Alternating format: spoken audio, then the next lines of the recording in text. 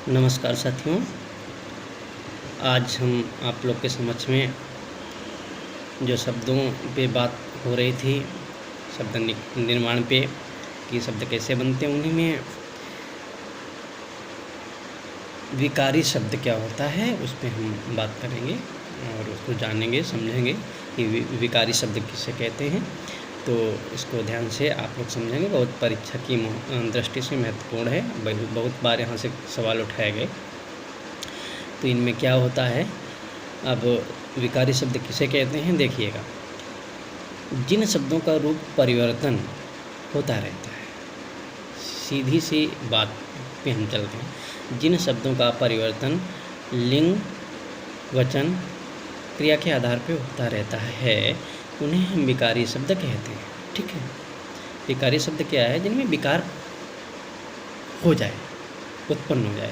विकारी शब्द वे शब्द होते हैं जिनको लिंग, वचन, क्रिया के आधार पे परिवर्तित किया जा सकता है, उनको हम विकारी शब्द कहते हैं। जैसे कुत्ता, कुत्ते,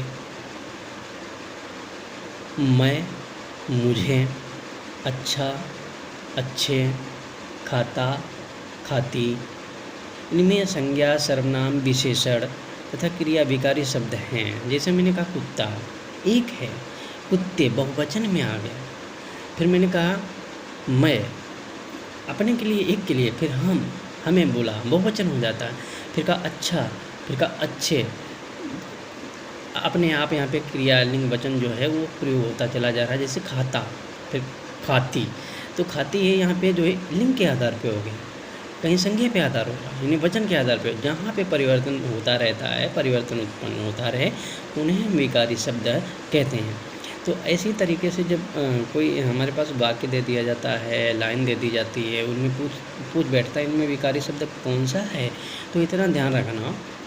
कैसे हम पहचानेंगे विकारी शब्द? इतना ध्यान रखने की ज़रूरत हो जाती है कि लिंग, वचन, क्रिया के आधार पे जिन शब्दों में परिवर्तन हो जाए, उन्हीं को हम विकारी शब्द कहेंगे।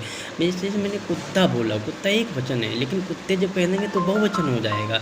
इसी आधार पे जैसे मैंने कहा खाती है या खाता है, तो खाती है इस लिंग के आधार पे है।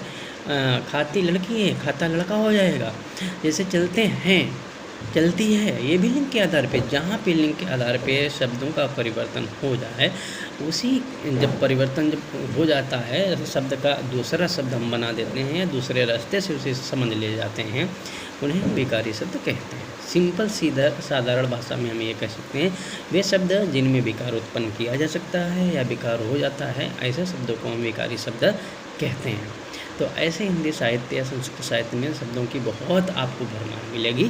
और इसको लोग क्या करते हैं, पढ़ते हैं, समझने की कोशिश करते हैं तो रटते रह जाते हैं, पर समझ नहीं पाते। मैंने एक चीज़ बताई क्या है, जहाँ पे क्रिया, लिंग, वचन के आधार पे हमारा परिवर्तन बार बार हो जाए, और जब परिवर्तन बार बार हो जाएगा तो वो हमारा विकारी शब्द के अंतर्गत आ जाएगा, उसी को हम विकारी शब्द मान लेंगे। ठीक, जैसे वह खाता है, वह उसके जगह पे अगर मैंने कह दिया वह खाती है, तो यहाँ पे जेंडर के आधार पे यानी लिंग के आधार में परिवर्तन हो जाएगा। वह अकेले गया था, वे सब गए थे, तो यहाँ पे संख्या के आधार पे हो जाएगा।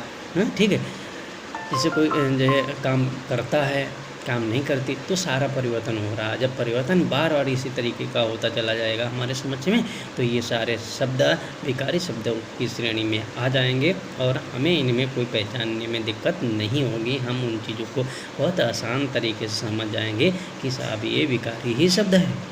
ठीक है, अब आगे जब आएंगे तो एक नया शब्द आपको इसी के साथ में जुड़ा हुआ अविकारी शब्द बताएंगे कि अविकारी शब्द क्या होता है, कैसे जानेंगे कि अविकारी शब्द है अथवा नहीं है। यहाँ परिवर्तन के आधार पे है, वहाँ कुछ और चीज़ होगी, वो और चीज़ जो होगी वो मैं अपने अगले वीडियो में आपको दूंगा, ताकि आप अलग अलग दोनों चीज़ों को अच्छी तरीके से समझ सकें। तो आज के लिए बस इस विकारी शब्दों में इतना ही। दीजिए इजाज़त, फिर नए वीडियो के साथ आपके समक्ष मैं उपस्थित हो जाऊंगा। तब तक के लिए अपना ख्याल रखिए। नमस्कार।